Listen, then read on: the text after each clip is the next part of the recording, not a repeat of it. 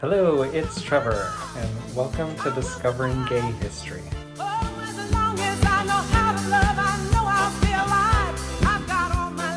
Today, we're gonna tackle the legacy of Marsha P. Johnson. Disclaimer, I am not a professional. I'm not a professional historian. I'm not a professional in gender studies or sexuality studies. I'm going to do my best to be as respectful as possible. I know that a lot of this is some hot button shit, and I just want to honor the legacy of Marsha. Marsha P. Johnson was a self-described drag queen and hustler. Marsha is probably most famous for being one of the people at the Stonewall riots. The Stonewall Inn used to be like a men's only establishment, and then they let lesbians in, and then they let drag queens in. So Marsha was like one of the first drag queens to go to the Stonewall Inn once it opened to drag queens. She tells the story of the night of the riots. She said that she arrived around 2 o'clock. The riots started at 1:40 in the morning that day.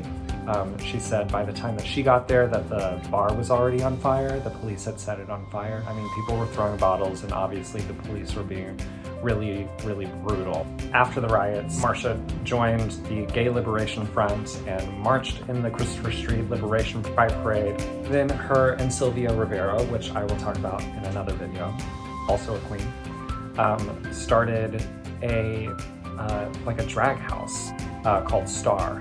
And Sylvia and Marsha paid for this house and the food and the clothes in this house through sex work. Well, Marsha was considered the drag mother of the house and provided for the house. Now, this wasn't a performing house like the houses in Pose. She brought in wayward kids off the streets and into the house on the Lower East Side. So in 1973,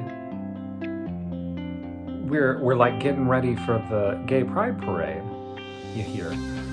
And the association decided not to let Sylvia or Marsha march in the parade because drag queens gave them a bad name. Excuse me? Okay, so Sylvia Rivera and Marsha were like, okay, that's fine. And what they did that day is that instead of marching in the parade, they marched in front of the parade. So they led the goddamn thing. She performed in a troupe called Hot Peaches from the 70s all the way through the 90s. So in 1992, after the Pride celebration, Marsha's body was found floating at the piers. The police opened and closed it as a suicide, and after like a lot of activism and many years of trying to reopen the case because her friends were convinced that her death was suspicious, in 2012, Mariah Lopez, I think is the name, was able to get the NYPD to reopen the case as a possible homicide. And we are still dealing with trans women of color especially being targeted and murdered in this country at an unprecedented rate.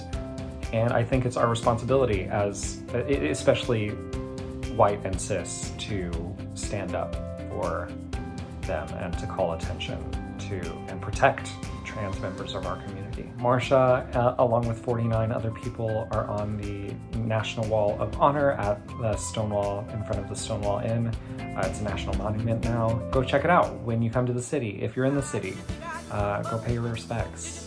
Go to the Stonewall Inn. Trans lives matter. See you tomorrow.